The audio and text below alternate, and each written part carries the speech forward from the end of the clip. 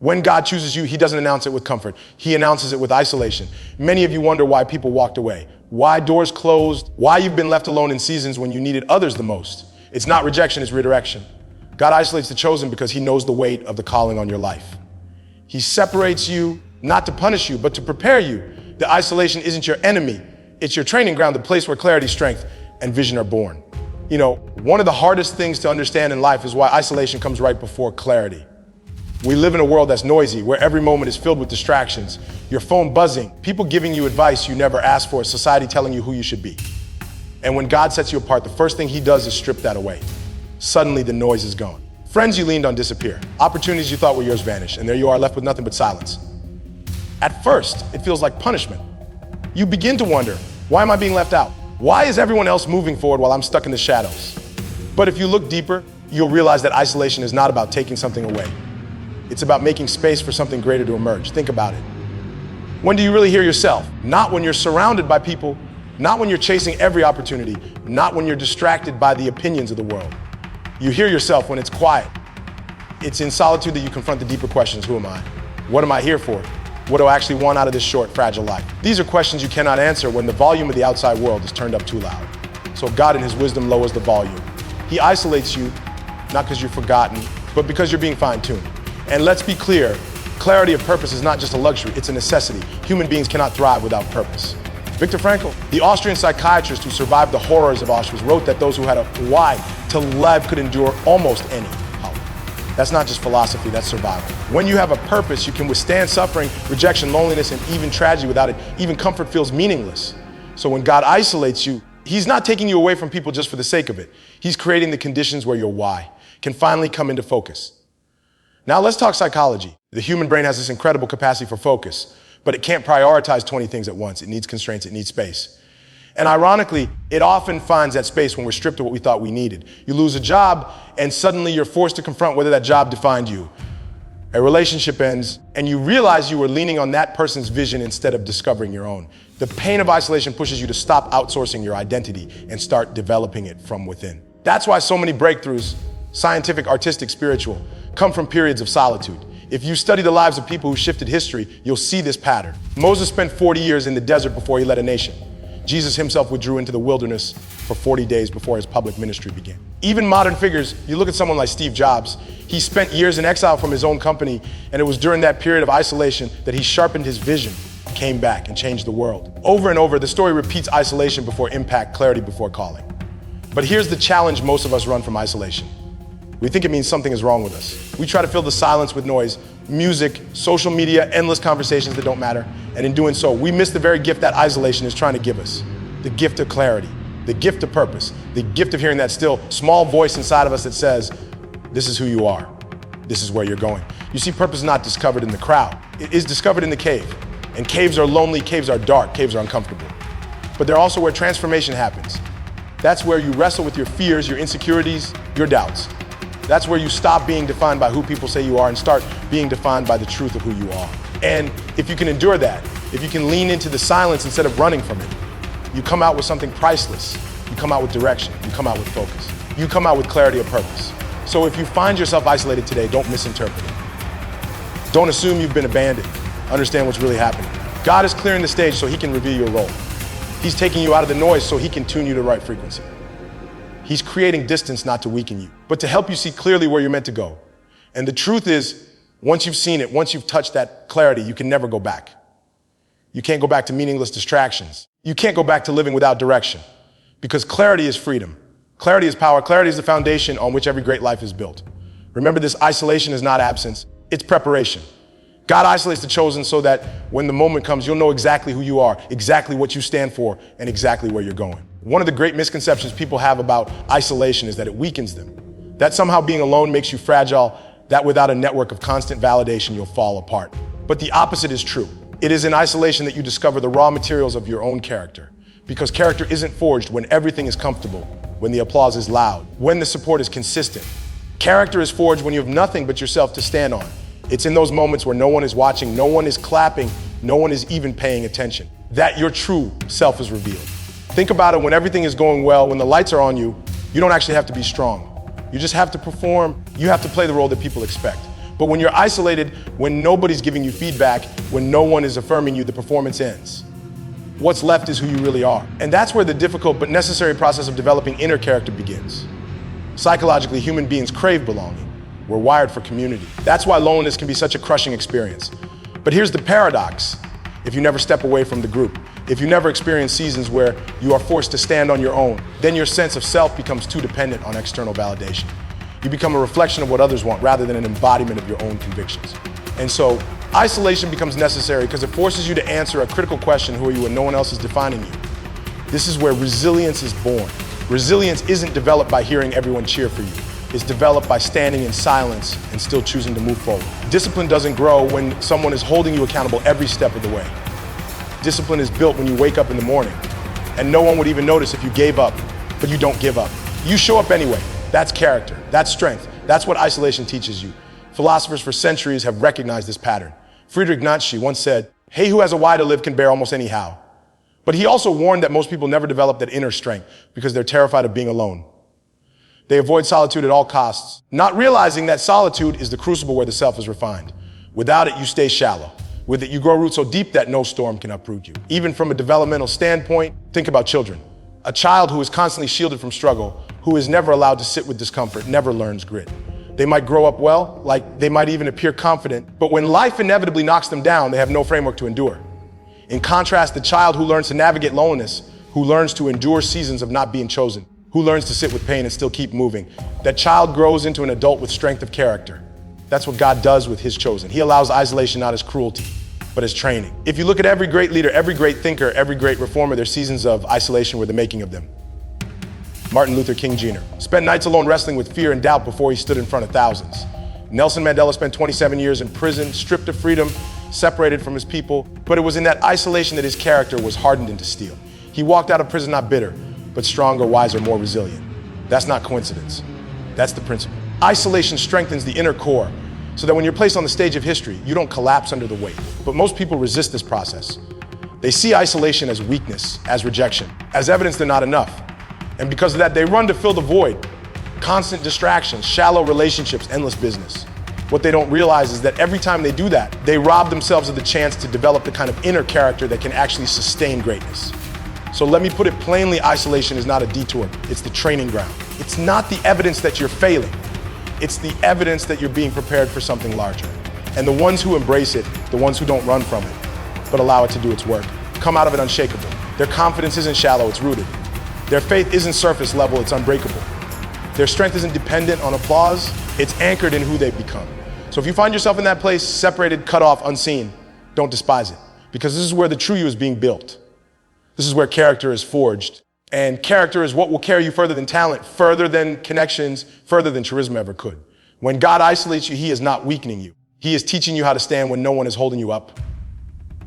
And once you learn to stand there, you'll never be knocked down anywhere. One of the most overlooked aspects of isolation is that it functions as a filter. You don't always notice it at first, but there are people in your life, environments you're part of, even habits you develop that quietly work against your growth. They don't necessarily announce themselves as toxic. Sometimes it's subtle.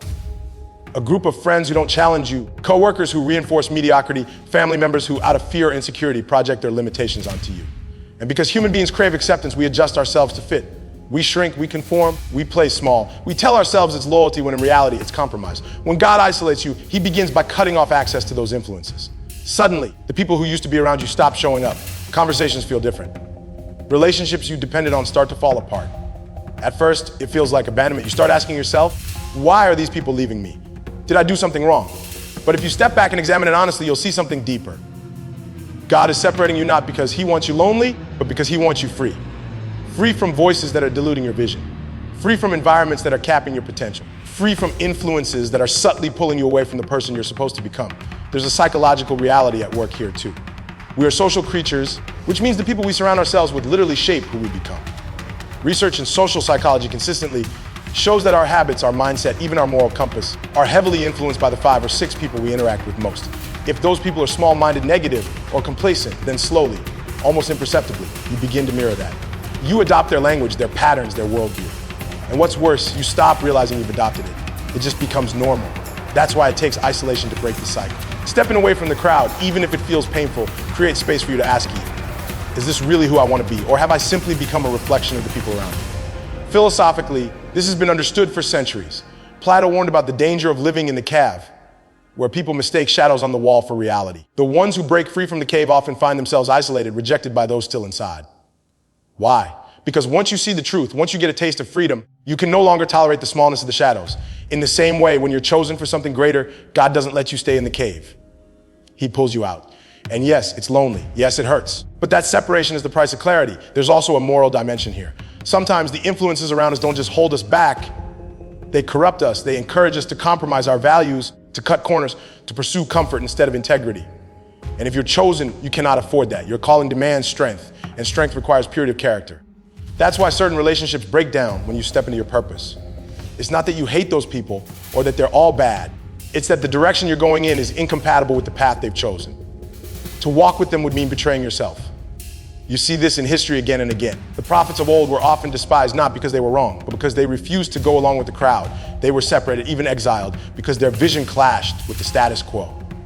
And yet, their isolation protected them from the contamination of collective compromise.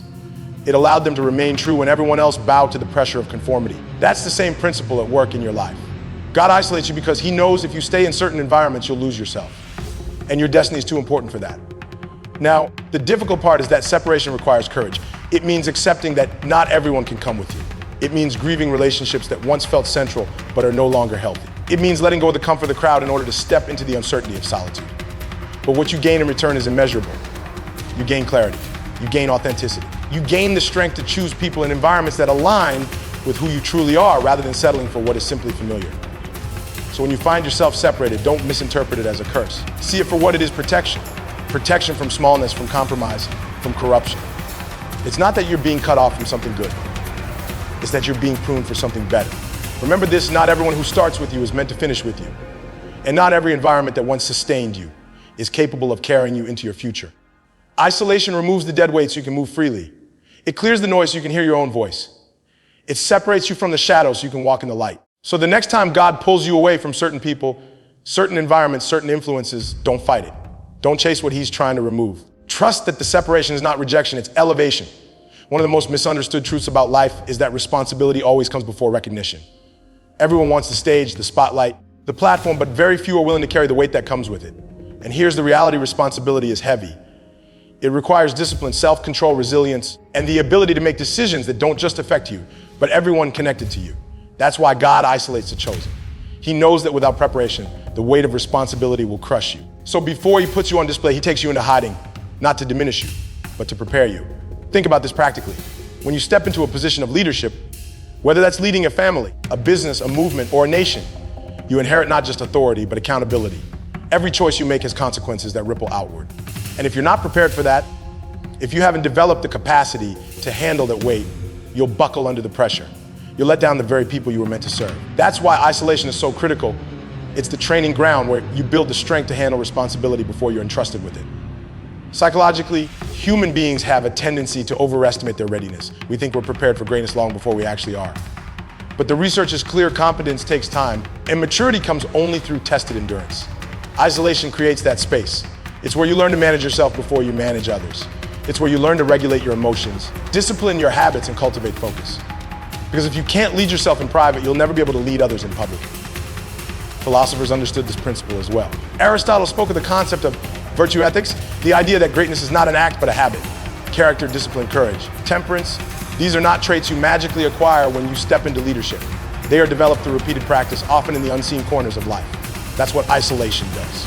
It gives you the arena where no one is watching, no one is applauding, and yet you still choose discipline over comfort. That's how responsibility is cultivated. Look at the pattern in history. Before David became king, he was isolated in the fields tending sheep.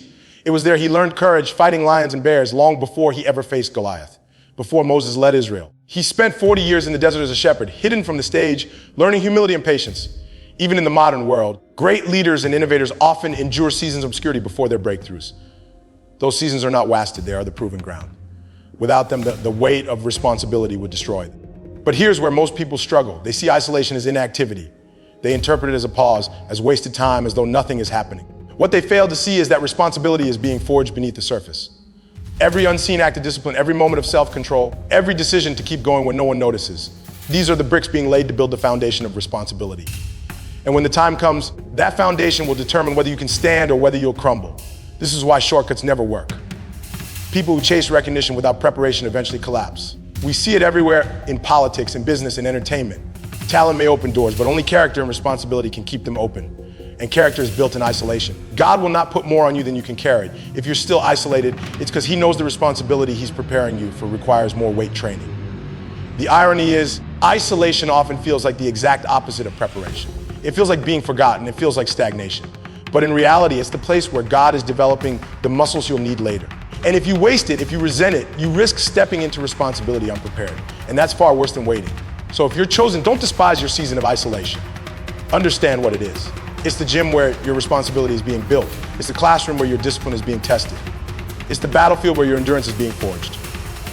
And if you embrace it, if you allow it to shape you, then when the moment comes and the weight of responsibility is finally placed on your shoulders, you won't collapse. You'll be ready. Because the truth is this, responsibility is not a burden, it's an honor. But only the prepared can carry it. And isolation is how God prepares you. One of the profound truths about isolation is that it strips away the illusions of control. When you're surrounded by people, supported by routines, distracted by activity, it's easy to believe that you are the one holding everything together. You think your strength, your intelligence, your connections are enough. But when you're isolated, when the crowd is gone, when the routines collapse, when you find yourself in silence, you're confronted with a sobering reality: you are not self-sufficient. And it's in that realization that a deeper connection with God becomes possible. Psychologically, human beings are designed to seek something greater than themselves. That's not just religious language, that's scientific reality. Carl Jung, one of the greatest psychologists of the 20th century, argued that without a transcendent framework, life collapses into chaos. If you try to be your own highest authority, if you place yourself at the center of meaning, you will inevitably find yourself lost. Why? Because you're finite, you're limited. You don't have the resources to carry the weight of life's uncertainty on your own. That's why moments of isolation are so powerful. They confront you with your own insufficiency, but they also open the door to dependence on something higher. This is why so many people report that some of their most profound spiritual encounters happen in seasons of loneliness or loss. It's not that God is more present in isolation. It's that we finally become quiet enough to hear Him. We're not distracted by the noise of endless activity. We're not numbing ourselves with constant stimulation. Instead, we're face to face with the reality that without Him, we are fragile. And in that vulnerability, something extraordinary happens. You begin to lean into God not as an abstract idea, but as a living presence. Philosophically, this has been recognized for centuries. Think about the mystics, the prophets, the sages, they all withdrew. Moses on the mountain, Elijah in the cave, Jesus in the wilderness. Isolation was not accidental, it was essential. It was in solitude that they developed intimacy with God, where they learned to listen, where they developed the strength to face the immense challenges ahead of them. And if that pattern was necessary for them, how much more necessary is it for us? But let's also look at this from a psychological angle. Prayer, meditation, contemplation, all practices tied to deepening one's connection with God, have measurable effects on the human brain. Neuroscientific research shows that regular prayer or meditation reduces stress, increases emotional regulation, and strengthens areas of the brain associated with empathy and compassion. In other words, connecting with God doesn't just change your spirit, it literally reshapes your mind. And where does this connection often deepen the most? In isolation. Because it is in solitude that you finally have the space to practice it without distraction. There's another dimension too. When you're isolated, you often experience fear. Fear of the unknown, fear of abandonment, fear of failure. But fear, when faced in God's presence, becomes the very ground where faith is built. You learn to trust not because circumstances reassure you, but because God sustains you in the absence of reassurance. That kind of trust is unshakable. It's different from the shallow faith that exists only when everything is going well. This is faith that's been tested, refined, proven in the silence of isolation. And here's the paradox: the more isolated you feel, the more you realize you're not actually alone. You begin to see the fingerprints of God in places you once ignored, the sunrise through your window, the unexpected kindness of a stranger, the strength to keep going when you thought you had none left. Isolation sharpens your vision, and what once looked like emptiness reveals itself as presence. This is why God isolates the chosen. Because if you're going to carry the weight of destiny, you cannot do it on human strength alone. You need a foundation that cannot be shaken, and that foundation is built in relationship with Him. And the deeper that relationship, the more unshakable you become. So don't despise the silence. Don't rush to fill it with noise. Sit in it. Lean into it. Ask God to reveal Himself in it. Because what feels like emptiness is often preparation for encounter. And once you've encountered God in the wilderness, you will never see isolation the same way again. Remember, this isolation isn't the absence of God. It's the invitation to finally experience Him fully. And when you come out of that place, you carry a strength the world cannot explain and a faith the world cannot break at some point. You have to realize that being chosen means you cannot live like everyone else. The very nature of being set apart is that your life will not look ordinary. and isolation is part of that process. It is the dividing line between those who live comfortably within the expectations of the crowd and those who step into a destiny that exceeds them. You cannot become extraordinary while clinging to the comfort of the ordinary. God knows that, and so he isolates you not to punish you, but to elevate you. There is a paradox here worth reflecting. Human beings crave acceptance, and yet the path to greatness requires rejection. We want belonging, but growth demands separation. Most people never step into their potential because the price of being different feels too high. They'd rather remain comfortable, validated included, than risk being misunderstood or left behind. But isolation removes that choice. It places you outside the circle of the ordinary so that you have no option but to rise. Philosophically, this principle is embedded in almost every story of transformation. The hero's journey, as Joseph Campbell outlined, begins with separation. The hero is called out from the familiar world into the unknown. They leave the ordinary behind, often reluctantly, and it is only through that separation that they encounter the trials, the lessons, and the revelations that ultimately transform them. Without isolation, there is no elevation, because you cannot transcend an environment while remaining entangled in it. Psychologically, this makes sense as well. We are adaptive creatures. Put us in any environment long enough, and we adjust to its norms. That's why extraordinary achievement is so rare. Most people unconsciously conform to the average standards of their group. But isolation disrupts that process. By removing you from the ordinary frame of reference, God is allowing you to reset your standards. You stop comparing yourself to those around you and start comparing yourself to the potential within you. And that shift is everything. Think about innovation. The greatest breakthroughs didn't come from people who simply fit in. They came from people who were willing to stand apart. Nikola Tesla, spending long hours alone envisioning the future of electricity. Rosa Parks, isolated in her defiance, refusing to give up her seat. Malala Yousafzai, separated by circumstance, refusing to accept silence in the face of oppression. Isolation gave him perspective that ordinary life could never provide. And that perspective became the seed of elevation. But let's be honest, this isn't easy. To be elevated beyond the ordinary means letting go of the safety of being normal. It means people may label you arrogant, strange, or delusional. They may misunderstand your choices, criticize your focus, even mock your sacrifices. And if you're still addicted to approval, that will break you. But isolation cures you of that addiction. It forces you to live without applause. It forces you to ground your identity in something deeper than the shifting opinions of the crowd. And once you've done that, once you've stood alone and discovered you're still standing, you are free. There's a deeper spiritual element to this too. God never calls the chosen to blend, and he calls them to stand out. Salt, by definition, changes the flavor of whatever it touches. Light, by definition, breaks through the darkness. Both are separate from their environment in order to influence it. You are not called to be ordinary, and that's why isolation is necessary. It's not comfortable, but it's transformational. It's the furnace where the ordinary is burned away so the extraordinary can emerge. And here's the truth. Once you've been elevated by isolation, you can't go back. The things that satisfied others won't satisfy you anymore. The excuses that kept others stagnant won't work for you. The mediocrity that others tolerate will feel unbearable because you've seen what's possible. You've touched a higher vision of yourself. You've glimpsed what it means to live beyond the ordinary. And once you've tasted that, there is no return into average. So if you feel isolated, if you feel like you've been cut off from the crowd, don't see it as rejection. See it as preparation for elevation. God is not keeping you from the ordinary. He is calling you into the extraordinary. He is lifting you to a level where your life becomes a testimony, where your example becomes a light, where your very existence becomes a challenge to the mediocrity of the world. Remember, this elevation requires separation. Isolation is the bridge between who you are and who you were always meant to be. And if you endure it, if you embrace it, you will rise beyond the ordinary into the extraordinary life you were chosen to live. At the end of it all, what this journey demands of you is courage, the courage to embrace isolation, to endure struggle, to face rejection, to choose responsibility over comfort, and to stand unapologetically in the space where you no longer fit the mold of the ordinary. These are not punishments, but invitations. An invitation to rise above mediocrity, to discover who you truly are when the noise of the crowd is stripped away, and to live with the weight of meaning pressing on your shoulders. You were not chosen for an easy life. You were chosen for a purposeful one. And purpose requires pain, sacrifice, and separation. But it also brings clarity, strength, and the kind of fulfillment that cannot be manufactured through comfort or approval. So when you find yourself alone, misunderstood, or set apart, remember this: you are not being abandoned, you are being elevated. Step into it with boldness, and let your life be the proof that being chosen is not about privilege, but about responsibility, transformation, and destiny.